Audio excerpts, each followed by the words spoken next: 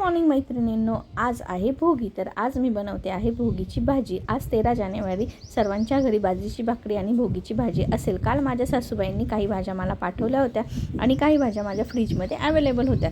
तर माझी भाजी ही मस्तपैकी घरच्या घरीच रेडी झाली. मला बाजारात जावं लागलं नाही आणि घेऊन यावं पण लागलं नाही. घरच्या घरी मी सर्व भाज्या मिक्स करून घेतल्या आणि चिरून घेतल्या. ज्या पण हिवाळ्याच्या सीझनमध्ये भाज्या येतात त्या सगळ्या जेवढ्या असतील तेवढ्या तुम्हाला घ्यायच्या आहेत. आता मी ह्या सगळ्या बटाटा, बोर आणि वांग व्यवस्थित चिरून घेतलेलं आहे, तुम्ही बघू शकता. त्यानंतरून ते आपल्याला स्वच्छ म्हणजे गरम पाण्यामध्ये मी साफ करते. मी ज्या पण भाज्या धुते त्याच्यामध्ये गरम पाणी कधी पण ॲड करते आणि गरम पाणी ॲड केल्यानंतरून तुम्ही बघू शकता गरम पाण्यामध्ये स्वच्छ धुवून घ्यायच्या आणि त्याच्यामध्ये थोडंसं मीठ ॲड करायचं, म्हणजे त्याच्यातली जी पण घाण असते ती निघून जाते. केमिकल असतात ते पण निघून जातात. अशा 2-3 पाण्यामध्ये मी व्यवस्थित स्वच्छ धुवून घेते. इकडे मी फोडणीसाठी तेल टाकलं, जिरे मोहरीची फोडणी दिली, उभा कांदा टाकला, कढीपत्ता, लसणाने व्यवस्थित कांदा परतून घेतलेला आहे. त्यानंतर हळद टाकली, लाल तिखट टाकली, थोडा गरम मसाला, तीळ टाकला आणि चवीनुसार मीठ टाकलं आणि व्यवस्थित परतून घेतलेलं आहे. तुम्ही बघू शकतात काही जण कच्च्या मसाल्यामध्ये सुद्धा भाजी करतात.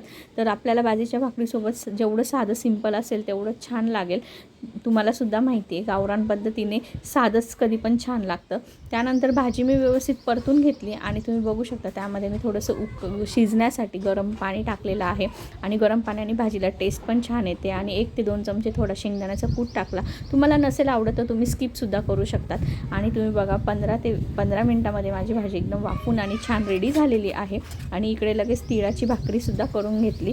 तुम्हाला पण भोगीच्या खूप खूप शुभेच्छा. व्हिडिओ आवडला असेल तर लाईक, शेअर, सबस्क्राईब करायला विसरू नका.